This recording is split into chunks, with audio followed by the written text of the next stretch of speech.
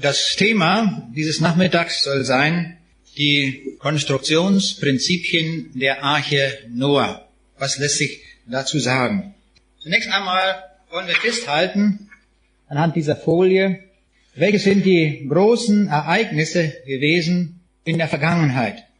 Wir können das mal so anhand auf der Zeitachse markieren. Zunächst einmal die Schöpfung dieser Welt überhaupt ist ein gewaltiges Ereignis gewesen, das sich innerhalb von 6 Schöpfungstagen abgespielt hat. Dann irgendwann danach kam der Sündenfall und dann einige Zeit später war eine große Flut, die Sintflut. Dann kam ein weiteres Ereignis auf der Zeitachse, markiert durch dieses Kreuz, wo der Jesus in diese Welt kam, um die Menschen zu retten. Und dann gibt es noch ein weiteres, sehr markantes Ereignis auf der Zeitachse, das ist die Wiederkunft des Herrn Jesu. So haben wir so in einem Blick auf einer Folie einmal so die Weltgeschichte so kurz zusammengefasst. Hier irgendwo sind wir, jetzt im Augenblick, auch heute Nachmittag, und wir schauen einfach mal, wenn wir hier ein Stück weit zurückschauen, dann ist das aufgrund der historischen Wissenschaften und so weiter möglich, Dinge der Vergangenheit zu erforschen. Wenn wir aber die Zeit erforschen wollen vor der Sintflut, dann ist das so eine Erkenntnismauer, das ist schon erheblich schwieriger. Und wenn wir uns ein Bild von jener Welt machen wollen, wie sie vor dem Sündenfall war, dann ist das noch einmal sehr viel schwieriger, weil wir noch mal eine Erkenntnismauer haben, die dazwischen steht. Aber heute nun soll es gehen um das Ereignis der großen Flut, all die Zusammenhänge damit. Es ist dort die Rede von einem Schiff, und es ist, würde ich sagen, das sonderbarste Schiff der Weltgeschichte. Von dem Schiff, wo wir jetzt reden wollen, möchte ich einmal ein paar Fragen stellen zu diesem Schiff, damit wir einfach mal sensibilisiert sind für die Art dieses Schiffes. Ich will das in Form einiger Fragen tun.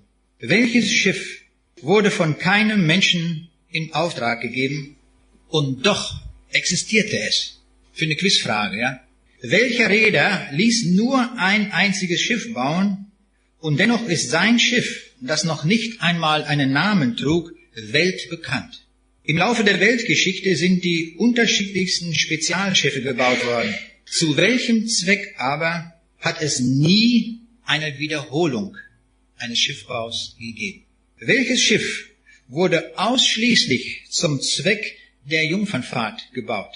Von welchem Schiff mit der Tonnage von der Größenordnung der Ozeanliner existierten niemals Konstruktionszeichnungen? Der Neubau von Schiffen geschieht normalerweise an Land.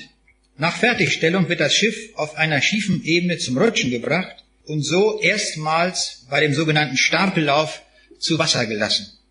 Welches hochseetüchtige Schiff von immenser Größe hat nie einen Stapellauf erlebt?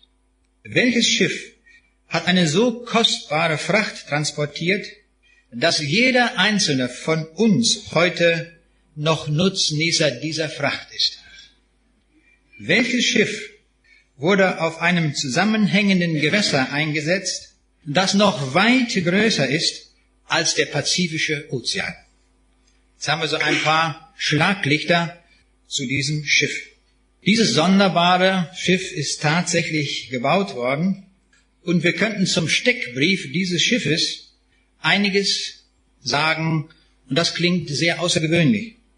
Das Schiff wurde direkt von Gott in Auftrag gegeben. Gott war also der Reeder dieses einzigartigen Schiffes. Von Gott stammte auch der Konstruktionsentwurf zum Bau dieses Schiffes. Gott war der Steuermann dieses Schiffes, darum brauchte es auch keinen Kompass und kein Ruder. Erbaut wurde das Schiff auf der Werft Noahs. Noah war weder ein gelernter Schiffbauer noch Ingenieur, sondern ein Nomade und Viehzüchter. Bei der Ausschreibung Gottes bekam er dennoch den Zuschlag, weil er der Einzige war, der Gott vertraute. Das Schiff lief unter der unsichtbaren Flagge Gottes und wurde im 600. Lebensjahr Noahs in Dienst gestellt. Das Schiff machte nur eine einzige Fahrt, nämlich die Jungfernfahrt. Das Schiff hatte die kostbarste Fracht an Bord, die je ein Schiff mit sich führte, nämlich das Erbgut für alle zukünftigen Menschen und für alle Landlebewesen. Wäre dieses Schiff untergegangen, wären wir heute nicht hier. so sind wir alle schicksalhaft mit diesem Schiff verbunden. Es transportierte einst unser Erbgut.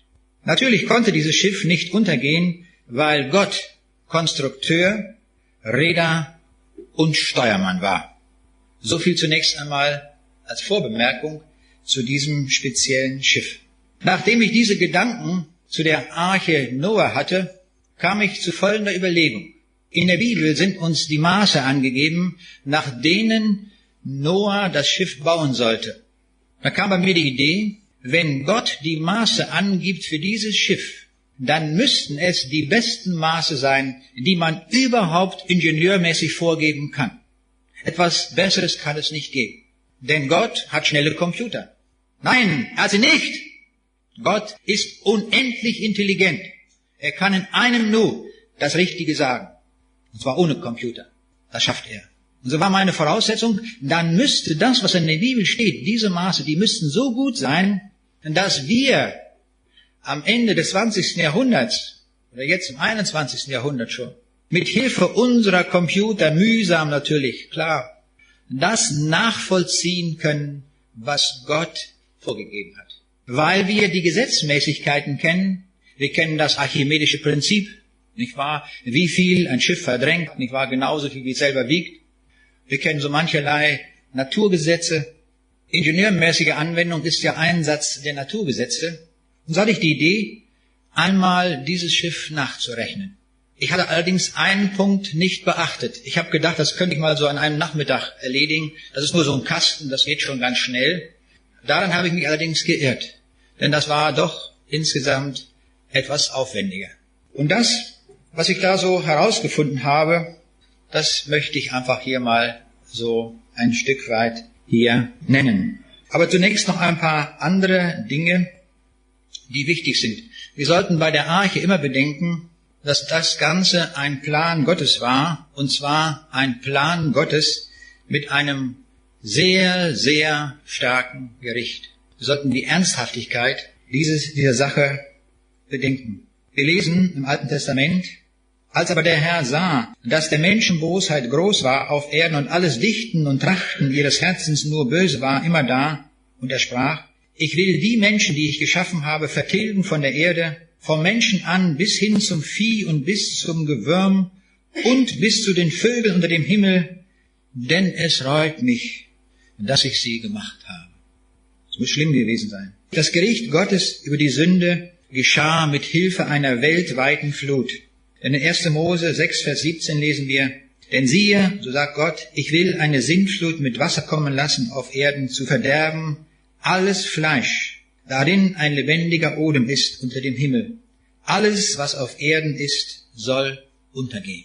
Wenn ich diesen Text lese und bedenke, wie manche Menschen so leichtfertig umgehen mit dem Begriff und sagen, der liebe Gott, nicht wahr, ist ja immer so lieb, dann ist das ein ganz, ganz großer Irrtum. Da wird es mir meistens mal ein bisschen mulmig. Es ist nicht so der liebe Gott, sondern Gott ist ein Gott des Gerichtes, der die Sünde hasst und auf die Sünde das Gericht des Todes gesetzt hat, wie wir es hier in der Sintflut sehen. Es kommt überhaupt nicht darauf an, wie viele das sind. Und wenn sie Gott ablehnen, dann werden sie alle vertilgt, der ganze Rest. Es ist nicht eine Frage der Menge, sondern Gott prüft und schaut, wer wirklich mit ganzem Herzen bei ihm ist. Das sollten wir an dieser Geschichte sehr deutlich lernen und das im Hintergrund haben, dass hier ein sehr ernsthaftes Gericht dahinter steht. Und das antworte ich auch vielen Leuten, die mir wieder die Frage stellen, wie kann Gott das alles so zulassen, wenn er der liebe Gott ist?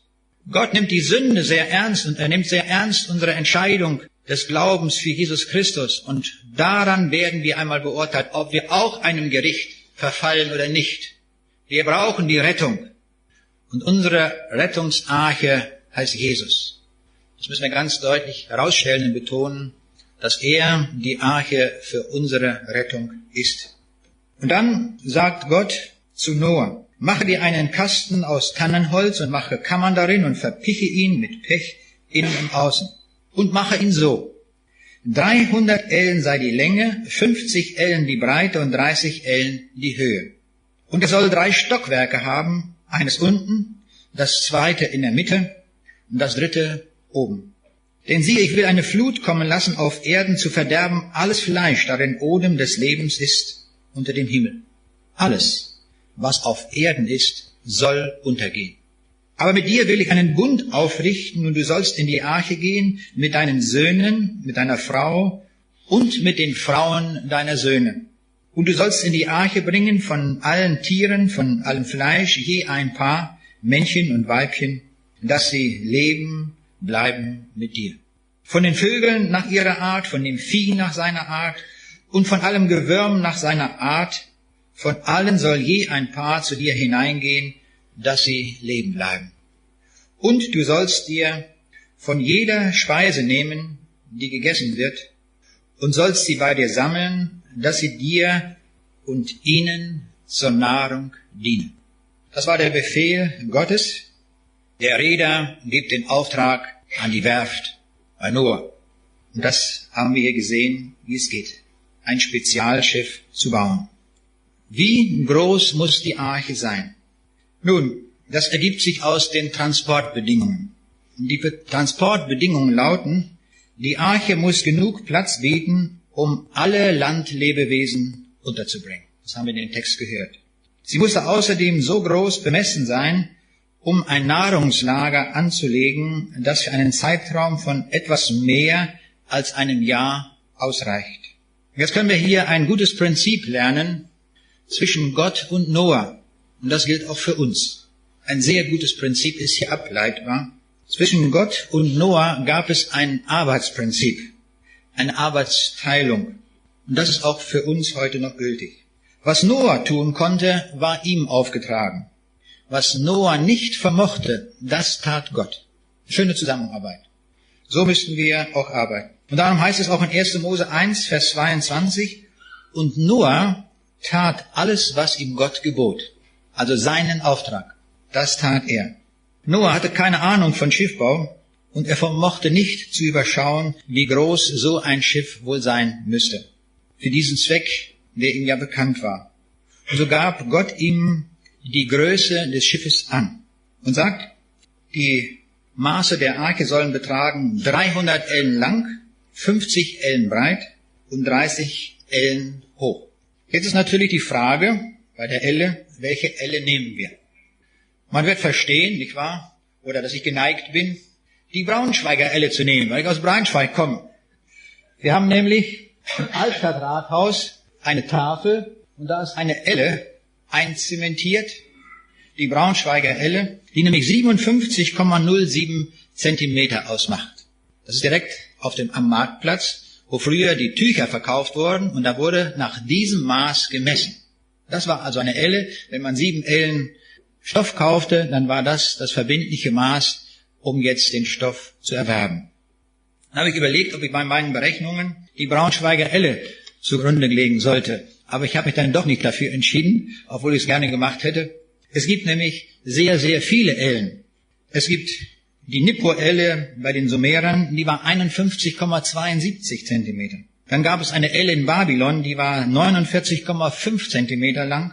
Dann gab es die königliche Elle in Ägypten, die war 52,5.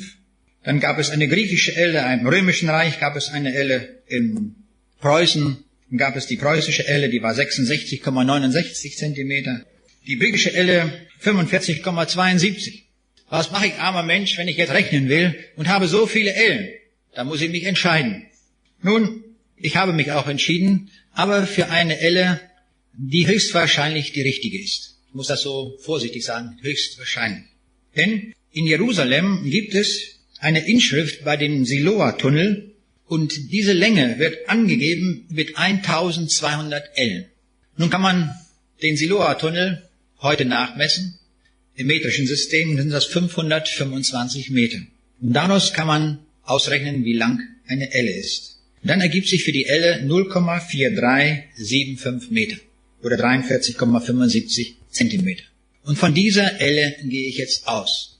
Denn der Siloa-Tunnel wurde zu alttestamentlicher Zeit gebaut und das war wohl die Elle, die in Israel gebräuchlich war. Und so sei das jetzt meine Elle, von der ich bei meinen weiteren Berechnungen ausgehe. Um die Größe des Schiffes zu bestimmen, muss man noch wissen, wie man Schiffe vergleicht.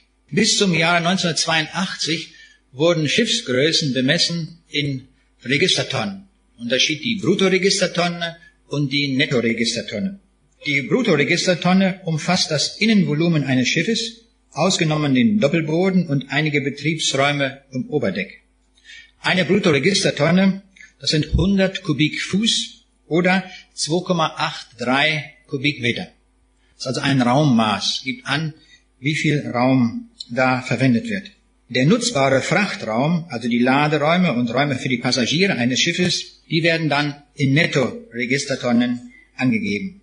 Also BRT, die Bruttoregistertonne, NRT, die Nettoregistertonne. Ab 1982 bemisst man Schiffe nicht mehr in Registertonnen, sondern man hat jetzt eine Raumzahl eingeführt. Die Raumzahl ist also auch eine Definition, die international gilt und wonach Schiffe angegeben werden. Das ist genau definiert. Ich will das hier in diesem Zusammenhang nicht angeben, einzelnen, weil die Arche Noah vor 1982 gebaut wurde, bleibe ich also bei der Bruttoregistertonne. Also so viel Vorbemerkungen sind nötig, um zunächst einmal zu wissen, wie wir mit den Ellen umgehen und wie wir mit den Registertonnen umgehen. Ich möchte noch etwas sagen zu der Zeit, wie lange die Flut gedauert hat. Die Zeiten sind sehr präzise beschrieben in der Bibel. Und zwar so präzise, dass man den Verlauf der Flut nach einem solchen Diagramm zeichnen kann. Wann also die 40 Tage hat es ununterbrochen geregnet, Anstieg der Flut. Dann 110 Tage war das Wasser auf Höchstpegel. Und dann geht das Ganze hier in einer solchen Kurve, wie auch immer sie aussehen mag, ob eine gerade oder eine andere Funktion, sei hier dahingestellt, geht das runter. Und dann irgendwann sehen wir hier auch, wann der Rabe ausgesandt wurde, dann die Taube zum ersten, zum zweiten und zum dritten Mal, dann wann Noah das Dach geöffnet hat und dann den Ausstieg der Arche. Wir sehen, dieser ganze Bericht ist so angelegt, ganz präzise in Tagen angegeben, wie lange das eine und andere dauerte, sodass wir wirklich den Eindruck haben, das Ganze ist also nicht irgendeine mythologische Geschichte, sondern hier ist wirklich von einem Bericht die Rede. Hier ist wirklich etwas Wahres ausgedrückt, was hier im Ablauf beschrieben ist. Also die Dauer ist genau angegeben, die Aufenthaltszeit in der Arche 1 Jahr und 10 Tage. Und doch bleibt eine gewisse Unsicherheit, auch wenn man ein solches Diagramm zeichnet, denn es hängt davon ab, und das ist eine Unsicherheit, nach welchem Kalender gerechnet wurde. Wir rechnen heute ein Jahr mit 365 Tagen und die Monate haben bei uns ja auch unterschiedliche Längen, das ist alles ja jetzt genau definiert, aber sicherlich war es nicht genau der Kalender. Wir können nur insgesamt sagen, 1 Jahr, wie immer das gerechnet wurde, und dann die entsprechenden Tage dazu. Aber wir müssen als groben Anhaltspunkt, oder wie immer wir das auch sehen, wir können sagen, es war ein gutes Jahr. Also nicht 14 Tage oder 3 Wochen, so wie man Urlaub an der See macht oder sonst etwas, sondern es war ein volles Jahr, wo also diese Arche da unterwegs war. So viel zur Zeit. Ich möchte noch einiges sagen, auch zur Größe der Arche. Es gibt immer wieder in den Zeitungen Bilder, wo man die Arche so verwendet. Gerade noch gestern fand ich in der Braunschweiger Zeitung bei uns dieses Bild von der Arche, oder jedenfalls, wie man die Arche verwendet. Wir haben alle gehört, dass es um ein Tierschutzgesetz geht, das man in das Grundgesetz aufnehmen möchte, wo also da auch sehr heftig diskutiert worden ist im Bundestag. Und natürlich nimmt man dann das zum Anlass, hier wieder so eine Arche zu zeichnen. Und bei all diesen Archen, die dann nun vorkommen, bei der Politik oder auch im Kindergarten, im Religionsunterricht oder wo immer man das auch zeichnet, man kann eine ganze Sammlung von solchen Archen einfach mal so zusammenstellen. Sie geben und vermitteln immer den Eindruck, dass also diese Arche so ein ganz kleines, jämmerliches Schiffchen gewesen ist, so eine Nussschale, die da irgendwo schwimmt. Und dann kann man das so in lustiger Weise hier so verwenden, wie das so manche Karikaturen und Bilder angeben. All das entspricht überhaupt nicht dem, was die Bibel uns ausweist. Und zwar muss man einfach auch mal so ganz grob wissen, bis 1850 gab es in der gesamten Weltgeschichte kein Schiff, das größer war als die Arche. also bis 1850, war die Arche ein Weltsuperlativ im Schiffbau. Bis zum Jahre 1932 waren nur weniger als 1% der Schiffe so groß wie die Arche. Nur 160 Schiffe waren länger als die Arche, 7 waren breiter, 8 höher und nur 6 Schiffe hatten eine höhere Tonnage als die Arche. Bis zum Jahre 1932. Die Tonnage der Arche entsprach einer Ladefähigkeit von 600 Güterwagen und das entspricht einem Zug von 6 Kilometern Länge. Da haben wir also etwa den Eindruck von der Arche. Wer schon mal von Travemünde nach Trelleborg gefahren ist, da gibt es 2 große Schiffe, die Niels Holgersson und die Peter Pan. Und diese Schiffe, wer schon mal damit gefahren ist, der weiß, das sind riesig große Schiffe, die also sehr viele LKWs dort transportieren. Ich bin selbst ein paar Mal mit diesen beiden Schiffen gefahren. Ich kann mich noch erinnern an eine Begebenheit.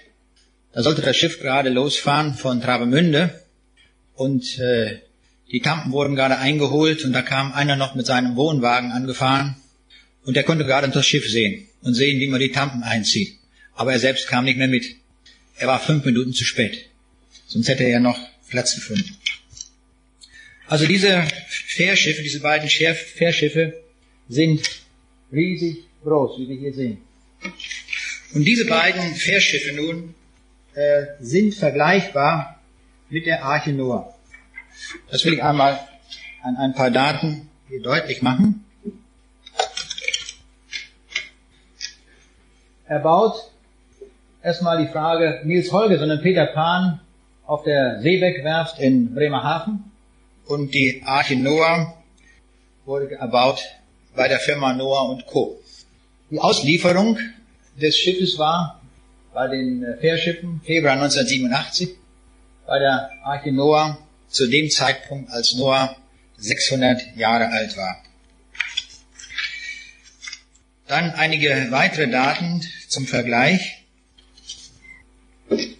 Die Tonnage von der Niels Holgersson, das sind 22.000 Bruttoregistertonnen, die Arche Noah 13.250 Bruttoregistertonnen. Nicht ganz gleich, aber so von der Größenordnung her. Die Länge der Niels Holgersson und auch der Peter Pan, die sind gleich, baugleich, 161 Meter, die Arche 131 Meter, wenn ich also diese israelische Elle verwende. Die Breite 28 Meter bei der Niels Holgersson und 22 Meter breit bei der Arche. Die Höhe 45,8 Meter bei der Niels Holgersson und die Arche 13 Meter hoch. Zum Tiefgang bei der Niels Holgersson wissen wir das genau, 6,2 Meter. Bei der Arche wissen wir es nicht genau. Wir werden das nachher noch einmal genauer erklären. Wir können aber sagen, so 0,25 bis 0,3 mal Höhe. Das ist ein angemessener Wert. Antriebsmaschinen 4 Dieselmotoren mit je 4.900 kW. Bei der Niels Holgersson, bei der Arche Noah nicht erforderlich. Anzahl der Propeller 2 bei den Fährschiffen, bei der Arche nicht erforderlich. Geschwindigkeit 21,4 Knoten bei dem Fährschiff, bei der Arche freitreibend. Keine Geschwindigkeit erforderlich. Ladekapazität bei der Niels Holgersson 1600 Passagiere, 550 Autos und 85 LKWs.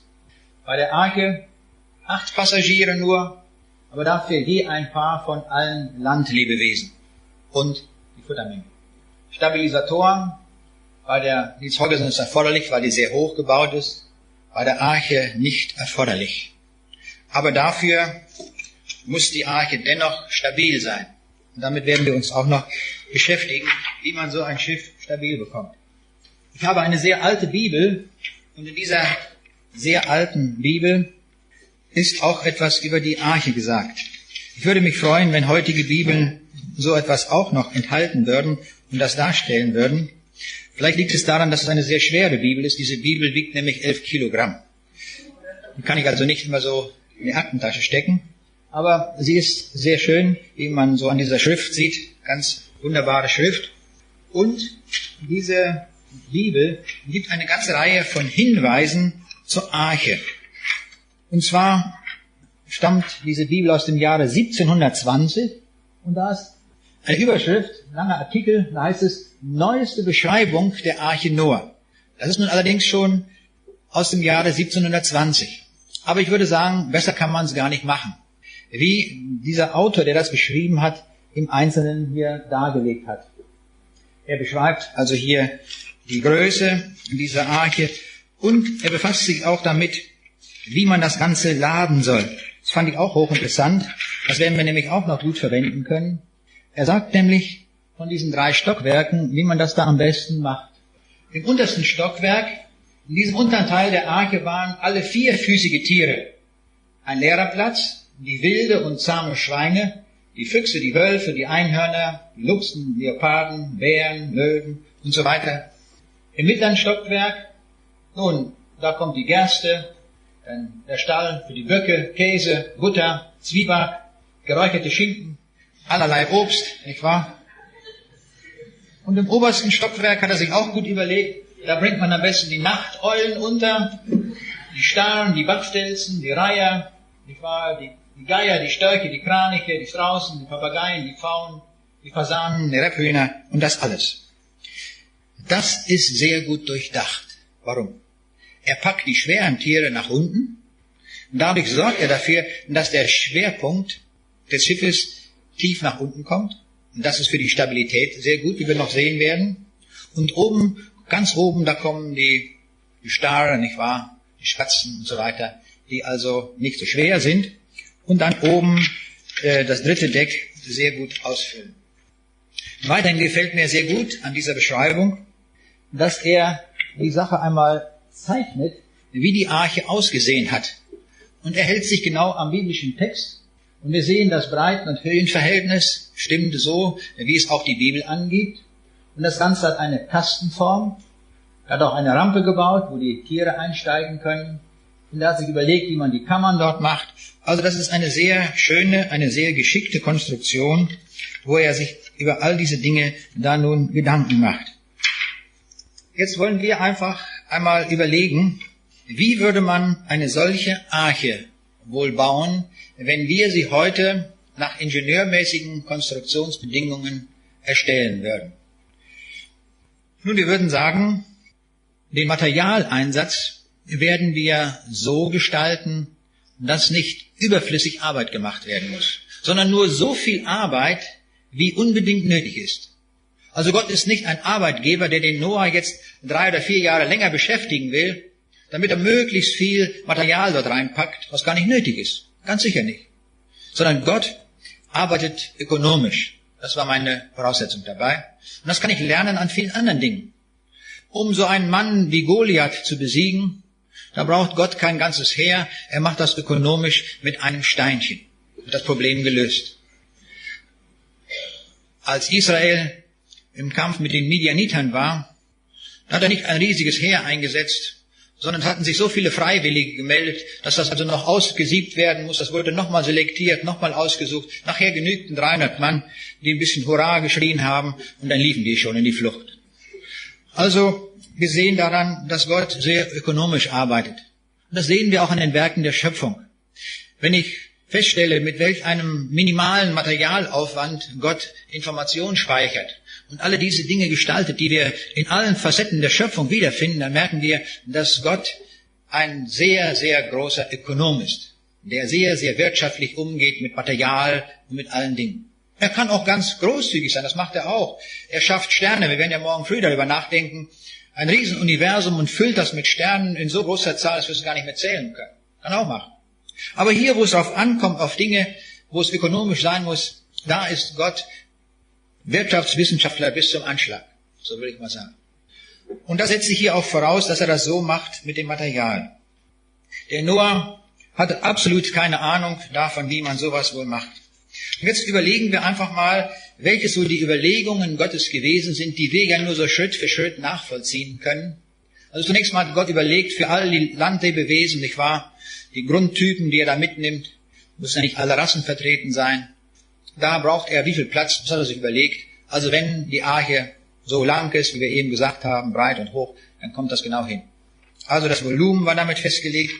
Und dann außerdem, wie wir es auch gesehen haben, waren diese Böden vorgesehen, also in 3 Stockwerken, einer bestimmten Breite und Höhe. Wenn wir jetzt den Materialeinsatz dafür hinschreiben, wir werden also so ein bisschen Mathematik machen. Wir sind ja alle noch frisch, ist ja noch nicht spät am Abend, da können wir so richtig nochmal durchatmen, mal so ein paar Formeln, das wird uns sicher gut tun, allen. Einfach mal so ein bisschen mitzudenken. Wie wird der Materialeinsatz sein? Nun, das können wir hier sofort ablesen, ist alles gar nicht so schwierig. Das ist 4-mal haben wir hier die Breite, also Unterboden, Mittelboden, hier die beiden Mittelböden und Deck, 4-mal Böden und 2-mal die Höhen. Da wird überall Material gebraucht, nicht wahr?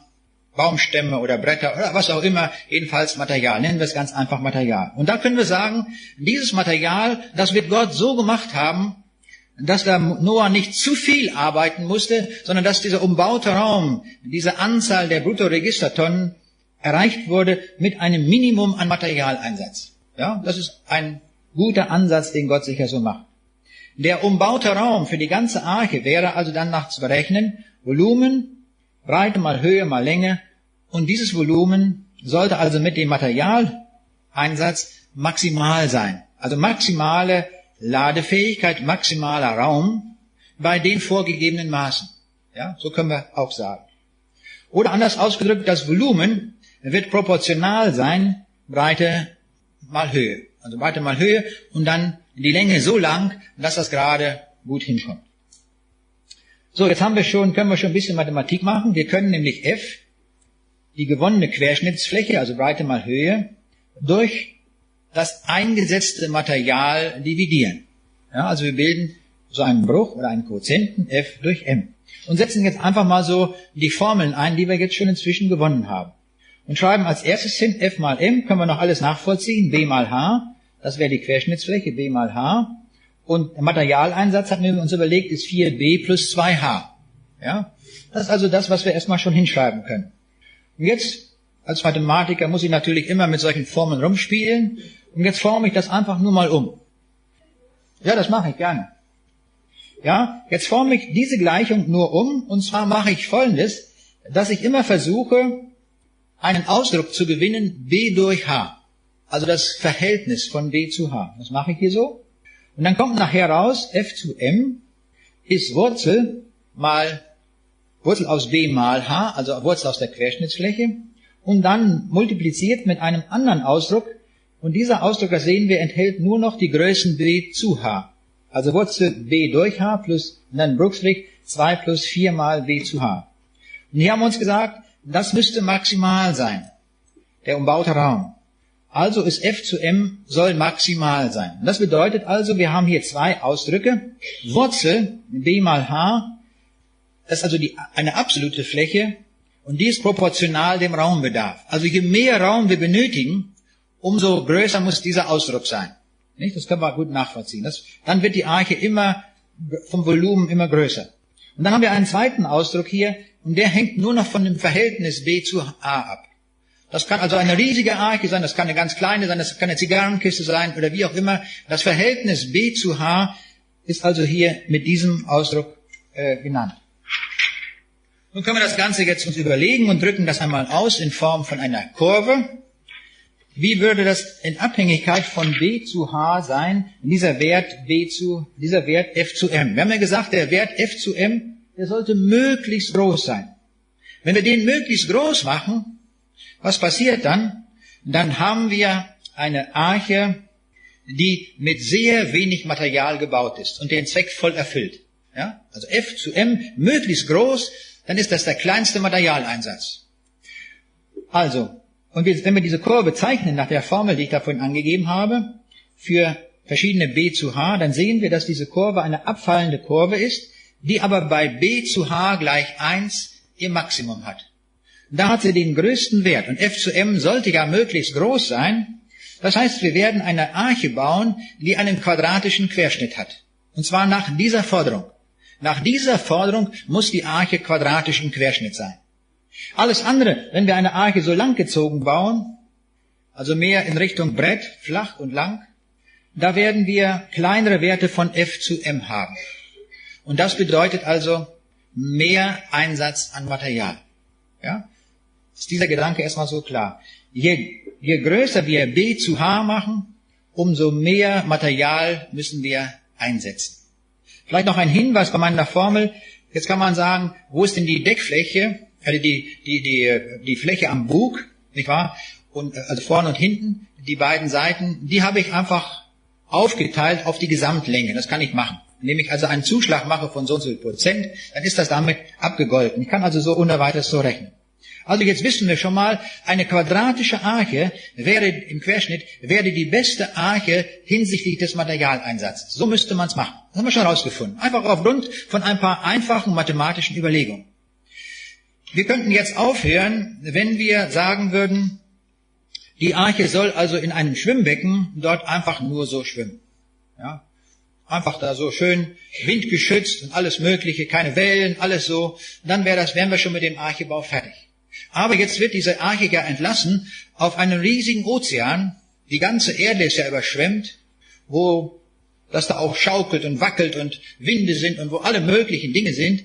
Da müssen wir jetzt noch auf einen zweiten Gesichtspunkt achten, und das ist die Stabilität. Die Arche muss auch schwimmstabil sein. Sie darf also nicht irgendwie so kippelig sein. Und da müssen wir so ein bisschen auch uns mal ein paar Gedanken darüber machen. Eine solche Arche, so kastenförmig, hat verschiedene Freiheitsgrade in der Bewegung. Die wollen wir uns einmal alle ansehen. Zunächst einmal kann ich so auf eine Arche raufdrücken, also ganz oben so raufdrücken. Dann würden wir sagen, das ist die Tauchbewegung. Dann taucht sie ein, aber es gibt eine Rückstellkraft, nämlich die Auftriebskraft, die hebt die Arche wieder hoch. Also wenn ich sie mit Gewalt untertauchen will, dann tut sie das zwar mit der Kraft, die ich drücke, aber dann kommt sie wieder hoch, so dass es ihrem eigenen Gewicht wieder entspricht. Das wäre eine Bewegung, die es gibt. Dann gibt es eine Rollbewegung, das wäre diese hier in Richtung der Längsachse, wo die Arche hin und her bewegt werden kann. Das ist das, wovon die Leute seekrank werden, wenn sie sich auf einem Schiff befinden. Ein hoher Seegang ist, davon wird man seekrank vom Rollen, aber auch vom Stampfen. Das Stampfen wäre diese Bewegung, wenn wir über die Querachse uns die Bewegung vorstellen. Also wenn die Arche über die Wellen hinweg nun da tanzt. Wir sehen also, wir haben hier mehrere Bewegungen. Und dann haben wir noch zwei andere Bewegungen. Das ist das Gieren. Unter Gieren versteht man die Drehbewegung eines Schiffes um die eigene Achse. Und dann gibt es noch die Längsbewegung nach vorne und hin. Diese beiden Bewegungen, das Gieren und die Längsbewegung, dafür gibt es keine Rückstellkräfte. Das heißt, wenn ich ein Schiff nur drehe, meinetwegen um 10 oder 20 Grad, dann bleibt es da stehen. So wie es tut. Es gibt keine Kraft, die das zurückzieht. Und bei der Längsbewegung genauso, wenn ich das Schiff anschiebe, dann geht das einfach ein Stück weiter und bleibt dann da irgendwo stehen. Da gibt es keine Kraft, die das zurückzieht. Wohl aber beim Tauchen, beim Stampfen und beim Rollen. Da haben wir Rückstellbewegungen. Und das ist gut so, dass es dieses Naturgesetz gibt, diese Rückstellbewegung. Und jetzt wollen wir uns ein Stückchen beschäftigen mit der Stabilität. Stellen wir uns einmal vor, die Arche wird ein Stück weit gekippt. Durch welche Ursache auch immer. Durch Wind, durch Wellen oder was auch immer. Das sieht also dann so aus. Die Arche ist also jetzt gekippt. Und jetzt erfüllt sie uns eine gute Sache. Wenn sie gekippt ist, die richtet sich aus eigener Kraft wieder auf. Und das ist gut so. Ja? Und zwar, wie funktioniert das? Ist gar nicht so schwer. Diese Zeichnung sieht viel komplizierter aus, als sie wirklich ist. Denn die Arche, wir haben ja gesagt, verdrängt genau so viel Wasser, wie sie selber wiegt. Und zwar tut sie das in jedem Augenblick, auch in einer Schieflage.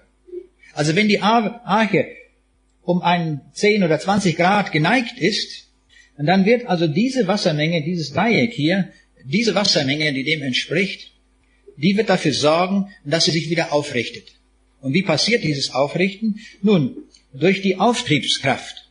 Denn wenn ich im Schwerpunkt dieses Dreieckes die Kraft ansetze des Auftriebes, das ist nämlich die Kraft, diese Rückstellkraft, die die Arche aufrichten will. Dem entgegen steht das Eigengewicht der Arche, und das Eigengewicht kann ich mir im Schwerpunkt vorstellen. Im Schwerpunkt der gesamten Arche, da kann ich mir also das gesamte Eigengewicht der Arche denken. Und jetzt sehen wir, auf diese Weise entsteht ein Drehmoment, so nennen wir das in der Mechanik, nämlich diese Kraft, das Eigengewicht zieht nach unten und die Auftriebskraft geht nach oben. Es entsteht also, wir sehen, eine drehende Bewegung, Und diese drehende Bewegung, die sorgt dafür, dass die Arche sich von selber wieder aufrichtet. Wunderbar, dass sie das macht. Das ist gut. Die hebt sich von ganz alleine wieder hoch. Die kann also ruhig mal ein bisschen kippen. Das ist gar nicht tragisch. Wir müssen nur sehen, dass die Maße so sind, dass dieses Kippen gut geschieht. So, jetzt gehen wir einen Schritt weiter. Jetzt muss ich noch etwas erklären. Wenn wir hier uns ein paar Linien ansehen, wir können also den Schwerpunkt, der in der Mitte der Arche liegt, da können wir mittschiffs eine Linie zeichnen, so eine Linie, also die Mittellinie der Arche. Und diese Auftriebskraft, die ja senkrecht nach oben geht, die schneidet diese Mittellinie in einem bestimmten Punkt. Und dieser Punkt hat im Schiffbau eine bestimmte Bezeichnung. Dieser Punkt heißt das Metazentrum. Jetzt wissen wir alle, was Metazentrum ist. Das Metazentrum ist jener Punkt, wo sich die Auftriebskraft des Schiffes schneidet mit der Mittellinie des Schiffes. Ja, ganz simpel. Ne? Die Mittellinie, die schneidet sich hier. Und jetzt gibt es eine schöne Aussage zur Stabilität. Immer dann, wenn das Metazentrum höher liegt als der Schwerpunkt eines Schiffes, dann hat das Schiff eine stabile Lage. Und immer dann, wenn das Metazentrum unterhalb des Schwerpunktes zu liegen kommt, dann ist die Sache instabil. Was heißt instabil? Das heißt, das Schiff kippt von ganz alleine. Jetzt muss ich nichts mehr tun. Wenn das passiert, dass das Metazentrum unterhalb zu liegen kommt, dann ist absolut das Ende des Schiffes, dann kentert es. Dann kippt's um. Das heißt also, bei jedem Schiff muss man dafür sorgen, dass das Metazentrum niemals oberhalb des Schwerpunktes eines Schiffes zu liegen kommt. Und so hat dieser Kommentator der Bibel das sehr gut beschrieben, dass er die Kamele und die Dromedare und all diese schweren Viecher ins Unterdeck gepackt hat und die Vögel nach oben. Das bewirkt, dass der Schwerpunkt der Arche sehr tief kommt und dass dadurch vermieden wird, dass das Metazentrum unterhalb des Schwerpunktes gelangen kann. Ja, das haben wir jetzt auch gepackt. Das haben wir schon ein paar prima Bedingungen zusammengestellt. Wir können bald anfangen zu rechnen. Das werden wir auch tun. Nämlich, man kann jetzt so ein paar Dreiecke zeichnen und kann dort einfach nur die Winkelbeziehungen angeben für diese einzelnen Dreiecke, die man in dieser Grafik gesehen hat. Die muss man jetzt im Einzelnen nicht verstehen. Nur man muss wissen, dass hier der Abstand zwischen diesen beiden Kräften, nämlich zwischen dem Auftrieb und dem Eigengewicht, dass diese beiden Kräfte einen Abstand haben. Und dieser Abstand den habe ich Rho genannt. Ja? Rho ist also der Abstand dieser beiden Kräfte. Und jetzt sehen wir anhand der Formel, dass dieser Abstand der beiden Kräfte, also das Eigengewicht und der Auftrieb, sich bestimmen lassen aus zwei Koordinatenpunkten, nämlich dem Koordinatenpunkt des Metazentrums und des Schwerpunktes. Die muss ich subtrahieren und das noch mit dem Sinus des Winkels Alpha multiplizieren, wobei Alpha der Neigungswinkel der Arche ist. 10 Grad, 20 Grad oder was immer. Also die sind verknüpft mit einer Sinusfunktion und es muss immer gewährleistet sein bei einer stabilen Lage, dass mein Wert Rho, jetzt mathematisch ausgedrückt, immer positiv ist. Rho muss immer größer 0 sein. Oder anders ausgedrückt, das Metazentrum muss oberhalb des Schwerpunktes des Schiffes liegen. Wenn das nicht der Fall ist, wenn also Rho einmal mathematisch kleiner wird als 0, oder anders ausgedrückt, der Koordinatenwert von ym unterhalb von yg liegt, dann haben wir es mit einer instabilen Lage zu tun und das Schiff kippt dann von alleine. Nun kann man diese ganzen Rechnungen ausführen und man muss sie auch ausrechnen, das ist der Haken dabei. Man muss jetzt für jede beliebige Situation die Gleichungen aufstellen. Also ich habe es jetzt mal ganz bewusst, ich habe so eine Arche genommen, die sehr viel höher ist als breiter, weil das ja für jede Situation gerechnet werden muss. Und man sieht hier schon, wenn das jetzt kippt, muss ja alle Winkel berücksichtigen. Da gibt es einmal diese stabile Lage, wo es hier liegt, dann mit einem bestimmten Neigungswinkel. Und dann gibt es eine Situation, wo also der Kippwinkel gerade so groß ist, dass die Wasserlinie gerade mit einem Eckpunkt der Arche zusammenfällt. Dann kann ich das Ganze noch mehr kippen, dann ist das Dreieck hier dieses hier. Und wenn ich es noch mehr kippe, ist es so. Und irgendwann einmal ist es um 90 Grad gekippt. Und dann auf einmal liegt das wieder so. Da haben wir also einen Kippwinkel von 90 Grad. Und alle Löwen müssen sich wieder aufrichten, nicht wahr? Und der Noah und die alle auch. Also das wäre der Fall. Ich muss alle diese Fälle rechnen. Es gibt übrigens, obwohl das eine unstetige Funktion ist, eine Funktion, die immer wieder angebunden wird an die nächste Funktion. Wenn man es aber auf einem Computer macht, ist wunderbar, diese Kurven, die gehen stetig ineinander über. Das muss auch so sein. Das kann man sich auch vorstellen. Selbst wenn wir hier am Eckpunkt liegen, an dieser Stelle, und kippen jetzt noch einen Millimeter weiter, dann darf das kaum ein Unterschied sein. Das muss so dicht beieinander liegen. Obwohl dann schon die Spitze ein bisschen rausguckt. Aber das muss ja fast übereinstimmen. Das heißt, die Kurve muss fast genauso aussehen an der Stelle. Das heißt, wir werden stetige Übergänge haben. Das werden wir gleich auch an Kurven sehen. Also unabhängig, wie kantig das hier ist und welche Kipppunkte da hier im Einzelnen vorkommen, und das wird immer irgendwo symmetrisch weitergehen. Das war übrigens für mich auch ein schöner Hinweis bei der Rechnung auf einem Computer. Wenn ich mich mal irgendwo in einer Formel verrechnet habe, dann waren die beiden Kurven oder die anschließenden Kurven nicht stetig aneinander. Und so hatte ich eine schöne Plausibilität zu sehen, wenn die Kurven zusammenpassen und dass die Formeln alle richtig waren, die ich abgeleitet hatte. Also so ein bisschen aus der Werkstatt der Ableitung der Kurven, dass Sie mal so sehen, wie man sowas machen kann. So, jetzt kommt noch etwas hinzu, was wir einmal bedenken müssen. Wir wissen jetzt schon fast alles. Wir müssen jetzt nur noch interpretieren. Und das ist gut. Ein bisschen Gedankenarbeit tut uns gut. Also, jetzt zeichne ich Folgendes. Ich habe festgestellt, dass meine Größe b zu h ein Kennzeichen ist für die Stabilität, wie man das an den Formeln sieht. Der Abstand der beiden Kräfte, also Eigengewicht und Auftrieb, haben wir Rho bezeichnet.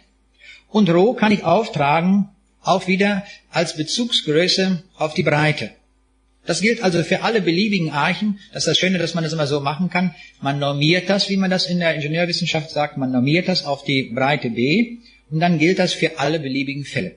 Also mache ich jetzt ein Diagramm Rho zu b und Rho zu b sollte also möglichst groß sein. Das haben wir ja gesagt, die Kräfte sollten möglichst groß sein, die das Schiff wieder aufrichten. Und das ist bei einem großen Abstand der beiden Kräfte gegeben. So, jetzt wenn ich jetzt überlege, für welche Winkel will ich das machen? Nun, ich will sehen, das muss ja für alle Winkel stabil sein, von 0 bis 90 Grad. Wenn mal ein heftiger Seegang kommt, ja, und das sich ziemlich neigt, dann soll die Arke sich immer noch aufrichten können. Das soll sie leisten. Also so stabil soll sie auch sein. Also rechne ich das Ganze von 0 bis 90 Grad. Darum so weit. Weiterhin können wir sagen, dass die Fläche, die wir unter einer solchen Kurve haben, ein Maßstab ist für die Stabilität des gesamten Schiffes. Wenn also diese Fläche hier unter dieser Kurve möglichst groß wird, dann habe ich eine sehr große Stabilität. Das ist also mein Wunsch.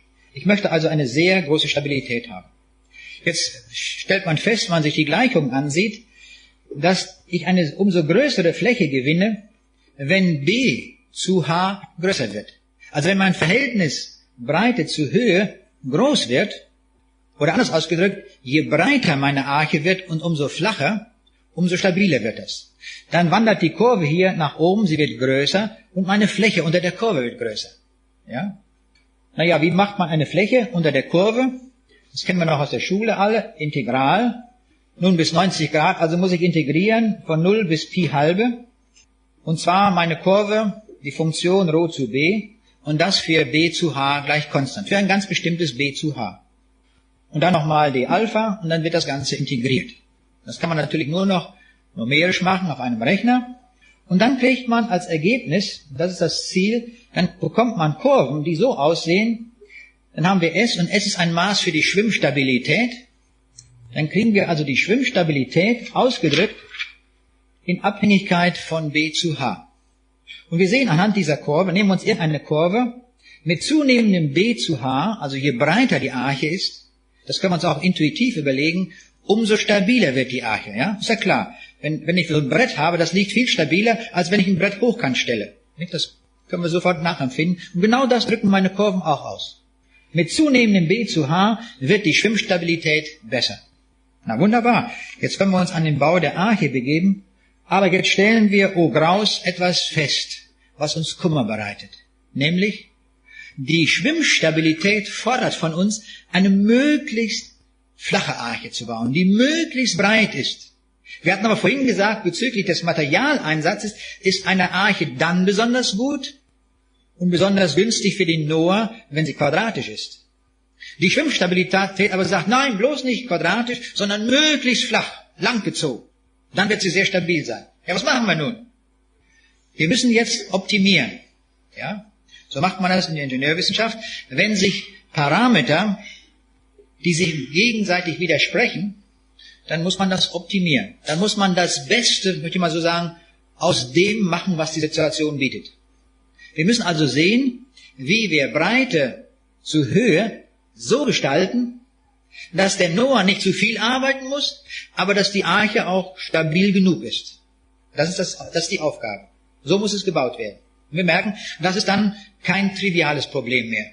Das sah erst so einfach aus, wir machen unsere quadratische Arche nach diesen Formeln, das konnte man noch durchschauen, aber jetzt die Schwimmstabilität, die macht uns einfach einen Strich durch die Rechnung. Das geht so nicht. Wir müssten sie eigentlich ganz flach bauen. Aber nun muss sie auch nicht zu flach sein. Das wäre der 10-fache Materialaufwand und das wollen wir dem Noah nicht zumuten. Also werden wir sie immer mehr in Richtung Quadrat verschieben, aber so, dass sie noch schwimmstabil genug ist und dass der Materialaufwand gerade noch zumutbar ist für den Noah. Und das ist eine Optimierungsrechnung, die wir dann machen müssen. Jetzt kommt noch ein Gedanke hinzu. Wir sehen hier, je tiefer der Schwerpunkt zu liegen kommt, umso besser ist das für die Schwimmstabilität. Also jetzt kommt noch ein weiterer Parameter hinzu. Wenn ich also sage, der Schwerpunkt liegt bei 30% der Schiffshöhe, beim Kasten kann man das ja schön sagen, 30% der gesamten Höhe, dann sehen wir, kommt eine Schwimmstabilitätskurve hoch, die hier sehr hoch angesetzt wird. Und wenn der Schwerpunkt nur bei 50% liegt, also so in der Mitte der Arche, dann bringt das bezüglich der Stabilität nicht so viel. Das ist nicht so gut. Also wir werden möglichst eine Arche bauen, wo von der Ladung her der Schwerpunkt sehr tief kommt. Dann kriegen wir eine solche Kurve. Und wir suchen ein solches S, das zu einem B zu H passt und das optimal ist. Ja? So, jetzt wie macht man das? Jetzt zeige ich uns die beiden Kurven noch einmal, die wir hatten. Das war die Kurve F zu M, die uns anzeigt den Materialbedarf. Und der sollte ja, diese Kurve sollte einen maximalen Wert haben. Und dann haben wir gerade einen minimalen Materialeinsatz. Das wäre dieser Punkt. Dieser Punkt wäre bestmöglich für den Materialeinsatz. Bezüglich der Schwimmstabilität müssen wir eine sehr breite Arche bauen. Das heißt, das müsste diese Kurve sein. Wir müssten hier oben liegen. Das wäre eine sehr gute Arche. Und das wäre hinsichtlich des Materialeinsatzes. Und diese beiden widersprechenden Parameterfunktionen müssen nun optimiert werden, sodass man beidem Rechnung trägt. Und das macht man in der Weise, in der Technik so, dass man die beiden Parameterkurven miteinander multipliziert. Ich multipliziere also ganz willkürlich die Schwimmstabilität mit dem Materialeinsatz. Und dann kommt eine künstliche Größe heraus, die ich gar nicht mehr physikalisch beschreiben und benennen kann, was das eigentlich noch bedeutet. Aber es ist eine Multiplikationsfunktion, ein Produkt ist das, und von dieser Kurve kann ich sagen, sie wird einen solchen Verlauf haben. Ein geringer Wert der Schwimmstabilität multipliziert mit einem großen Wert von F zu M, das geht dann hier los. Dann irgendwo wird ein Maximalwert erreicht und nachher sehen wir in fortschreitendem B zu H, dann werden die Werte F zu M immer kleiner. Es werden also sehr kleine Werte multipliziert mit der vorhandenen Schwimmstabilität und dann wird die Kurve hier auch kleiner werden. Und jetzt können wir schon sehr einfach sehen, was zu tun ist. Wir müssen bei der Berechnung diesen Punkt finden. Ja? Der Punkt, der gibt uns an, also das Maximum dieser roten Kurve, zeigt uns an, welches die bestmögliche Arche ist. Da muss der Noah nicht zu viel arbeiten, sondern gerade das Notwendige tun, aber sie wird sehr schwimmstabil sein. Und das muss man jetzt einfach rechnen. Und da müssen wir zunächst einmal uns ein paar Gedanken machen. Und diese Kurven müssen wir auch ein Stück weit lesen können. So ein bisschen Kurvendiskussion ist immer sehr schön. Und zwar mache ich zunächst einmal eine Arche, wie man sie nicht bauen sollte, aber nur um daran zu zeigen, wie es nicht sein sollte und wie wir intuitiv alle empfinden, wie eine Arche auf keinen Fall gebaut werden sollte. Nämlich so eine Hochkantarche. Diese hier ist so gemacht, dass B zu H gleich 0,5 ist. Das heißt also, die Arche ist doppelt so hoch wie breit. Also doppelt so hoch wie breit. Man kann sie natürlich so bauen. Was kommt dabei heraus, wenn wir die Schwimmstabilität, also diese Kurve, die wir gesagt haben, dieser Wert, den wir optimieren wollen, was für Kurven kommen dabei heraus? Das ist sehr interessant. Wenn hier haben wir zunächst mal eine Nulllinie, das ist also die neutrale Linie zwischen Stabilität und Instabilität. Also alle Archen, die sich hier befinden, in diesem Bereich, sie sind alle instabil. Die sind alle nicht zu gebrauchen. Das war ja auch zu erwarten bei so einer Konstruktion. Und das zeigen uns die Kurven auch an. Nur ein ganz paar, die sind stabil. Stabil ist eine Arche, wenn sie einen Tiefgang hat. Hier sehen wir, das ist hier parametriert. Eine Eintauchtiefe, Entschuldigung. Die Eintauchtiefe, H0 ist die Eintauchtiefe, bezogen auf die gesamte Höhe, wenn die gerade 1 beträgt. Was ist das für ein Schiff mit einer Eintauchtiefe von 100%? Ein U-Boot, ja? Na klar, ist ein U-Boot. Also, Sie sehen, ich habe alles eingekalkuliert. Vom U-Boot angefangen. Ja? Also, das ist ein U-Boot. Ein U-Boot, wenn wir so bauen würden, hochkant, gar kein Problem, ist immer stabil. Aber es muss dann auch wirklich voll weg sein. Dann passiert nichts. Jetzt machen wir den anderen Fall. Der andere Grenzfall ist, die Eintauchtiefe ist nur 1%. Was ist denn das für ein Schiff? Ein Schiff mit 1% Eintauchtiefe, und das ist, würde ich mal sagen, so ein Styropor-Frachter.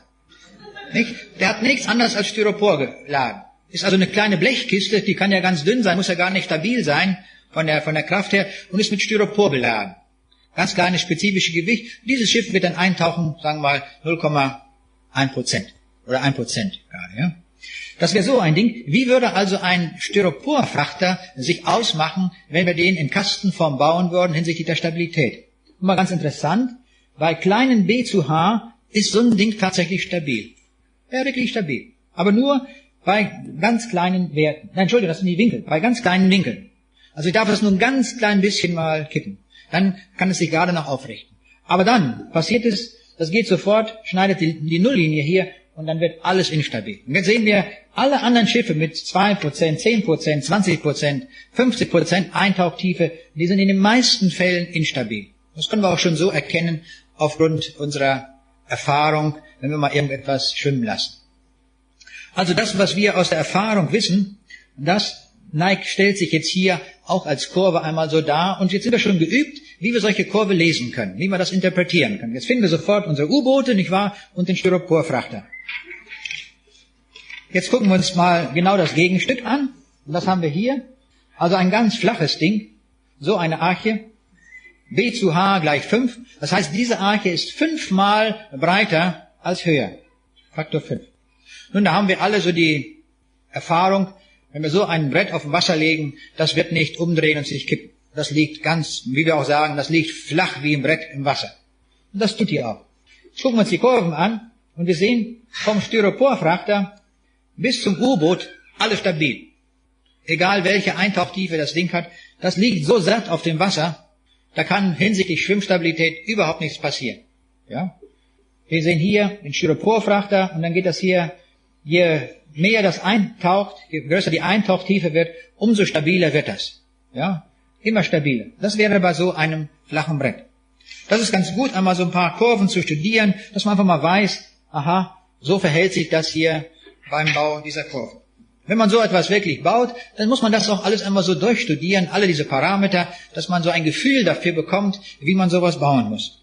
Jetzt gibt's noch einen interessanten Fall, in dem wir ja schon mal diskutiert hatten, nämlich eine quadratische Arche. Wie sieht es mit der aus? Also genau quadratischen Querschnitt. Ist die zu gebrauchen? Und wir sehen, die ist nicht sonderlich gut. Die hat zwar einen positiven Bereich, aber es gibt hier Bereiche, da geht es direkt ins Instabile. Also das würden wir nicht machen. Und die interessanten Fälle, also wo sie gerade mal gut stabil ist, die liegen alle beim U-Boot. Hat Gott nicht gesagt, Noah baue ein U-Boot, sondern baue eine Arche. Also das wird also auf jeden Fall nicht in Frage kommen, sondern wir werden ganz andere Eintauchtiefen haben. Die Eintauchtiefen, von denen wir ausgehen können, das kann man mal so überlegen, ich habe das auch verglichen mit Schiffen, die so gebaut worden sind, das muss so liegen bei zwischen 0,25 und 3, also hier etwa. Und da sehen wir, das ist also nicht sonderlich stabil, das wäre also keine gute Arche. Außerdem geht hier dann nachher die Stabilität nochmal bei größeren Winkeln runter. Also gerade dann, wenn es kritisch wird, wenn es ans Kippen geht, dann kippt sie besonders gut. Ja, das wollen wir natürlich auch nicht. So, aber jetzt stellt sich natürlich die Frage, jetzt wollen wir uns einmal diese Kurven S mal F zu M angucken. Die einmal aufgetragen mit dem Parameter B zu H, in Abhängigkeit von B zu H. Und jetzt nehme ich einmal an, dass ein guter Wert wäre für den Schwerpunkt, dass der so bei 28% liegt. Das wäre das, was man so hinkriegen kann. Das kann man durch Überlegungen herauskriegen, auch mit Vergleich mit anderen Schiffen. Das wäre also ein Parameter, der sich realisieren ließe, so bei einer solchen Arche.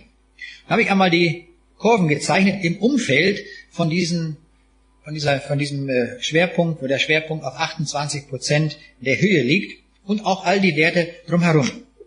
Und dann sieht das so aus, wenn ich außerdem noch eine Eintauchtiefe von 30% annehme, also auch ein vernünftiger Wert, den man hier annehmen kann, der in der Bibel nicht steht, den ich also mir durch Überlegung so verschaffen muss. Und jetzt sehen wir alle diese Kurven hier einmal, und die sind ganz interessant, weil wenn der Schwerpunkt auf 20% liegt, also sehr tief unten, das haben wir ja gesagt, je tiefer der Schwerpunkt wird, umso besser die Schwimmstabilität. Oder überhaupt Schwimmstabilität mal Materialeinsatz. Beides jetzt schon optimiert. Und dann legen wir hier, dann wäre das so eine Kurve. Hätten wir also, oder würde es uns gelingen, eine Eintauchtiefe oder den Schwerpunkt auf 20% herunterzudrücken, dann wäre hier das Maximum. Das heißt, wir müssten eine Arche dieser Art bauen. Das kann man daraus direkt entnehmen, aus dieser Kurve. Und entsprechend verlagert sich jetzt das Maximum zu Werten, zu größerem B zu H hin, je höher der Schwerpunkt wandert.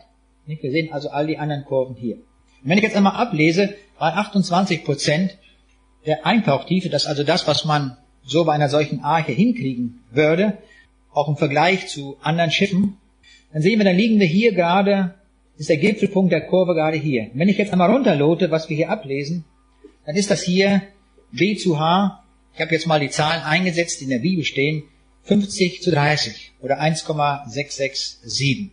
Das wäre also die beste Arche, die man bauen kann, bei dieser Schwerpunktsverlagerung. Nun kann man natürlich sagen, ja, nun ist ja genau das angenommen, 0,28, das kommt ja genau hin. Ich habe auch Kurven gemacht mit anderen Werten und anderen Kombinationen von H zu H0 zu H. Das ändert sich kaum. Das bleibt also in diesem Bereich hängen. Das ist also nicht empfindlich an dieser Stelle. Es kommt immer wieder so auf diesen Wert von 50:30. Das ist also das, was man nach einer ganzen Menge von Optimierungsrechnungen da herausfindet. Das heißt, das, was ich ursprünglich angenommen habe, dass die Arche ein solches Schiff ist, das so kalkuliert ist, dass möglichst wenig Materialeinsatz verwendet wird und eine möglichst hohe Schwimmstabilität gleichzeitig erreicht wird, ist bei der Arche optimiert dargestellt. Der Noah konnte keinesfalls Computer einsetzen. Diese Rechnung hätte der niemals machen können. Er war ja auch berufsmäßig überhaupt nicht mit dem Schiffbau vertraut, hatte auch gar keine Ahnung davon, sodass Gott ihm die Informationen gab. Und wir haben vorhin gehört, gelesen, dass Gott alles tat, was Noah ihm sagte. Das tat er, und so konnte er dieses Schiff so bauen. Man hört immer wieder, ja, der Sintflutbericht der Bibel ist abgeschrieben worden und ein bisschen verändert natürlich, so sagen das viele Theologen, vom Gilgamesch-Epos. Weil das Gilgamesch-Epos, so sagen dann die Leute, das ist älter und was weiß ich immer. Aber jedenfalls, die Bibel, so sagen die Theologen und mancherlei Leute, die Bibel hat also da solche Informationen von ganz anderen Quellen. Nun, wir wollen uns dem einfach stellen und prüfen das einmal nach. Was steht nun in dem Gilgamesch-Epos?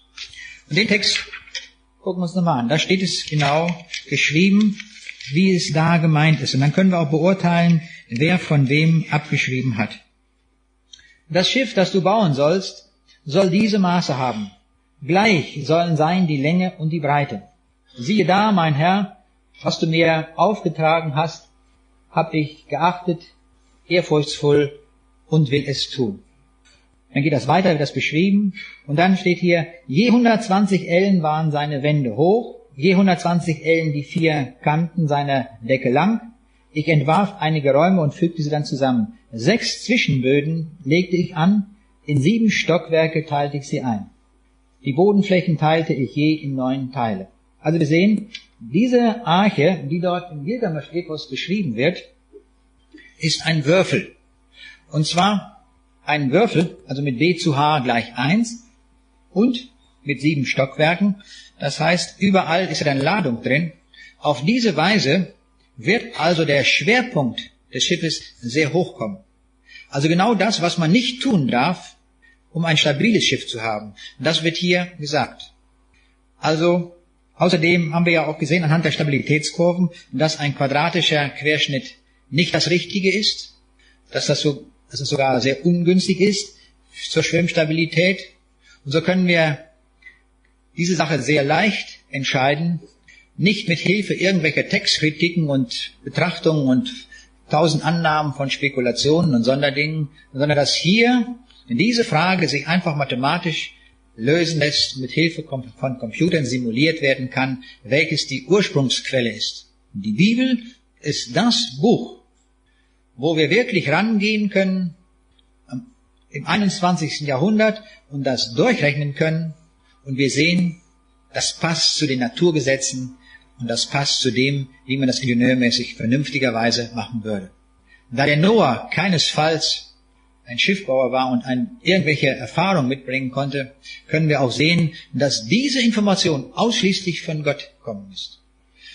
Und das war so schön heute Morgen beim Frühstückstisch bei den Leuten, die fragten natürlich, ich habe denen das auch gesagt, mit den Maßen, die wären ganz optimal. Ja, woher wusste der das denn? Fragten die sofort. Ja, ich sag, das ist die Frage. Ich sage, das wusste der Noah von seinem Räder. Hier in diesem Fall hat der Räder angegeben, die Maße. Und die Räder, das war Gott. Gott hat es ihm genannt. Und darum konnte er das so bauen. Und er konnte das ingenieurmäßig optimal bauen.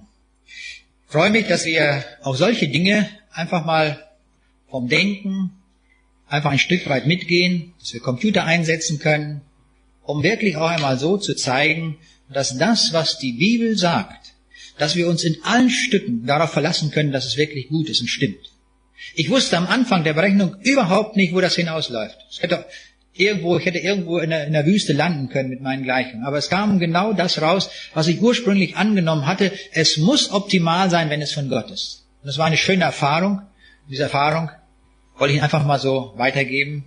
Einfach zur Mitfreude, also zeigen kann. Das hat unser Herr gemacht, wie auch die Schrift. Und ich möchte mit einem Gebet ihm dafür danken. Wir wollen beten. Ja, lieber Vater in dem Himmel, wir sagen dir Dank in Jesu Namen, dass dein Wort wirklich wahr ist. In allen Dingen. Auch wo wir Zahlenangaben finden, wir können sie nachprüfen. Und heute gelingt uns das mit Computern, mit sehr viel Aufwand. Aber du kannst das im Nu sagen, wie es richtig ist. Wir wollen dir danken für deine Weisheit, für dein Wissen und dass wir das nachprüfen können an deinem Wort. So freuen wir uns darüber, dass dein Wort wirklich verbindlich ist in allem. Ja, und so verlassen wir uns auch, dass du gesagt hast, dass wir durch dich gerettet werden für die Ewigkeit und dass das durch deinen Sohn Jesus Christus geschieht. Herr Jesus, wir danken dir dafür, dass du unsere Rettungsarche bist, die uns bis zum Himmel bringt. Danke, Herr, für deine Zusagen, die wahr sind. Amen.